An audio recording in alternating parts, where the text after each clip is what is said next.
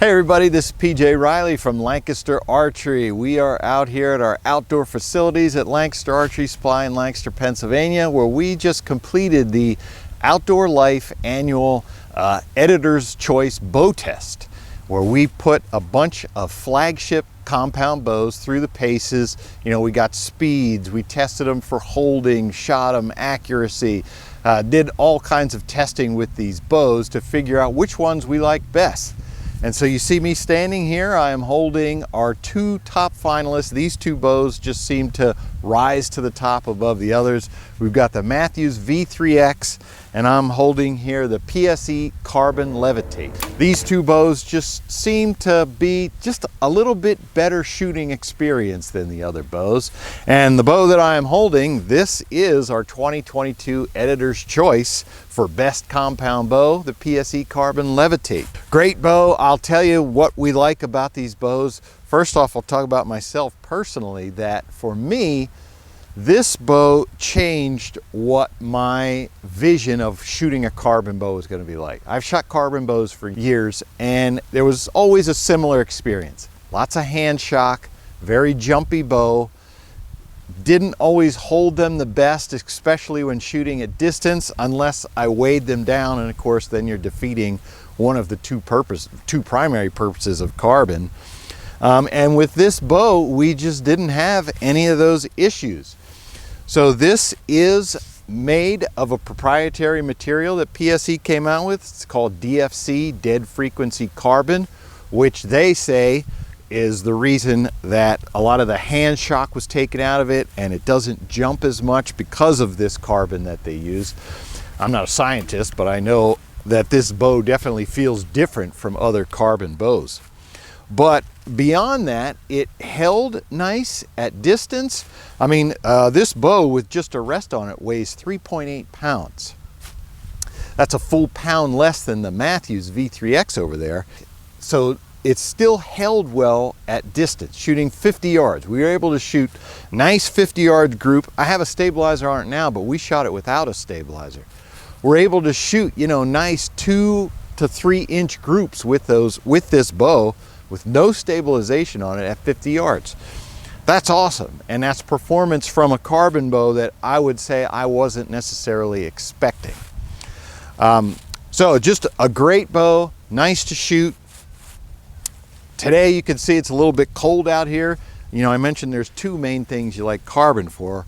Second is that this stuff doesn't get cold. And today this feels kind of like a hand warmer, real nice. One of the things that we really liked about this bow was the draw cycle. Now you can look at the cam on this bow, and that does look like it's a fairly aggressive cam, especially compared to the Mathews. You got that high arc up here at the top, oblong shape. Generally, that usually means that there is some aggressiveness to this cam. You don't feel it in the draw cycle. The draw cycle is nice, you know, it requires effort at the front end, and then that cam rolls over, and 90% let off on this bow. So it felt like you could stand there and hold this bow at full draw all day. It was a little bit faster than the Mathews. Shooting similar arrows at similar draw weights, same draw length, it was about 7 to 8 feet per second faster than the Mathews was the Carbon Levitate. So we got a little more speed. Draw cycle was incredibly comfortable, just an all-around great shooting experience. So the Mathews V3X, this is the 29 incidentally. There's also a 33-inch axle-to-axle version.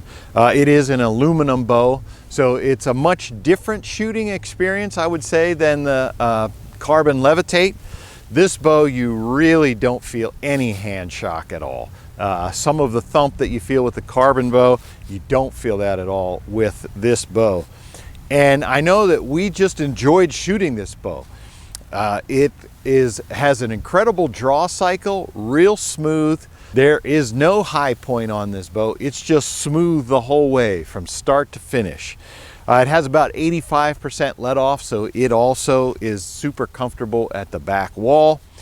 It shoots fast enough, not quite as fast as the Carbon Levitate, but it's still good speeds that we were getting out of this bow. Now you're probably looking at this saying, man, looks like there's something missing.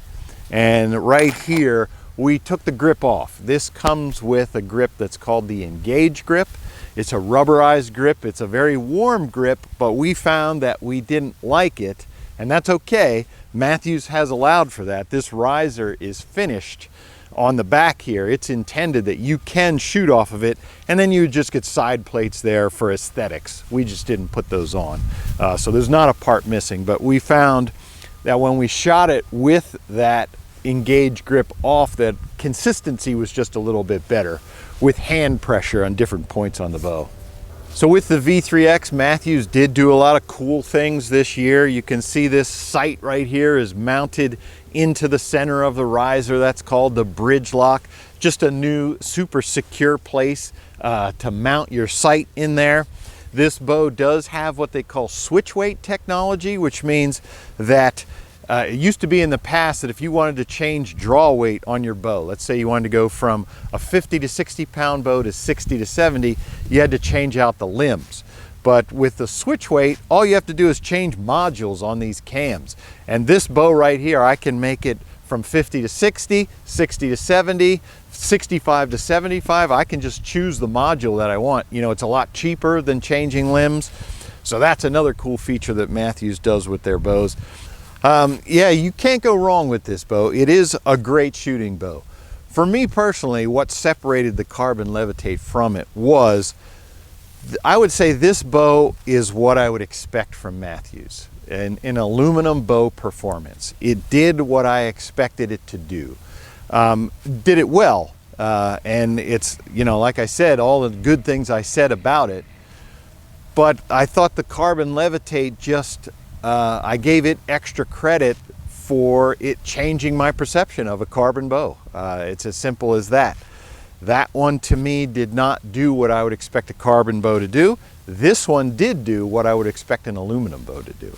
So if you want to read the full review of all 11 bows, see what we did with all of them, you can click the link in the description down below. It's going to take you to outdoorlife.com.